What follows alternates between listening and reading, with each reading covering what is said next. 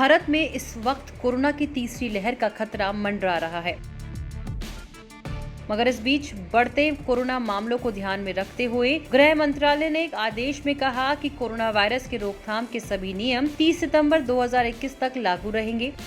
गृह सचिव भारत सरकार अजय भल्ला की तरफ से सभी राज्य सरकारों को लिखे गए पत्र में कहा गया कि राष्ट्रीय स्तर पर कोरोना की स्थिति अभी स्थिर है। हालांकि कुछ राज्यों में कोरोना के मामले अब भी बढ़ रहे हैं।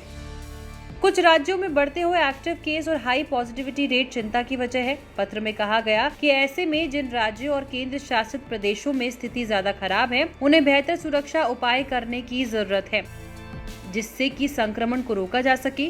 राज्य सरकारों और केंद्र शासित प्रदेशों को इस संबंध में त्योहारी सीजन में बड़ी संख्या में लोगों के इकट्ठे होने, स्थानीय तौर पर पाबंदियां लगाने और कोविड प्रोटोकॉल का सख्ती से पालन करवाए जाने का अनुरोध किया जाता है।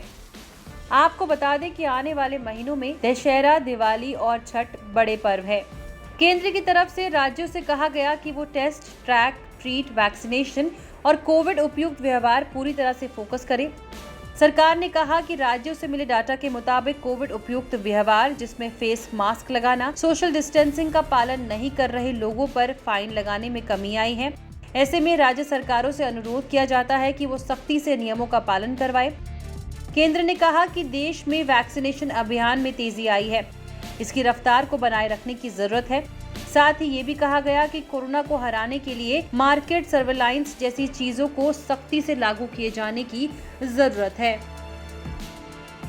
वहीं आपको बता दें कि दूसरी ओर महाराष्ट्र में आगामी त्योहारों के मद्देनजर केंद्र ने राज्य सरकार को इन त्योहारों पर स्थानीय तौर पर लोगों के जुटने पर पाबंदियां लगाने पर विचार करने को कहा है, ताकि कोविड-19 के प्रसार को रोका जा सके। महाराष्ट्र के मुख्य सचिव को लिखे पत्र में केंद्रीय स्वास्थ्य सचिव राजेश भूषण ने कहा कि प्रतिदिन सामने आने वाले मामलों की संख्या पिछले एक महीने में कम हुई है, लेकिन महाराष्ट्र के कुछ जिले ऐसे हैं जिनमें संक्रमण के मामलों में वृद्धि देखने को मिल रही है। भूषण ने कहा कि गृह मंत्रालय की ओर से आपदा प्रबंधन अधिनियम 2005 के तहत निर्देश जारी किए गए हैं। उन्होंने कहा कि इस आदेश में सुझाव दिया जाता है कि महाराष्ट्र में आगामी त्योहारों के दौरान सार्वजनिक कार्यक्रमों तथा लोगों के इकट्ठा होने के मद्देनजर, जिनमें दही हांडी और गणपति महोत्सव शामिल है, राज्य सरकार स्थानीय तौर पर पाबंदी लगाए। आपको बता दें कि पिछले 24 घंटे में कोविड-19 के 46,759 नए मामले सामने आए हैं। वहीं एक्टिव मरीजों की संख्या में भी लगातार चौथे दिन बढ़ोतरी हुई है। बीते 24 घंटे में कोरोना महामारी की वजह से 509 लोगों ने अपनी जान गंवा दी। इस वीडियो में फिलहाल इतना ही। देश विदेश की तमाम बड़ी खबरों के लिए लोकमत हिंदी के YouTube चैनल को सब्सक्राइब करें। अगर आप हमारा ये वीडियो फेसबुक में देख रहे हैं तो हमारे फेसबुक पेज को फॉलो करें।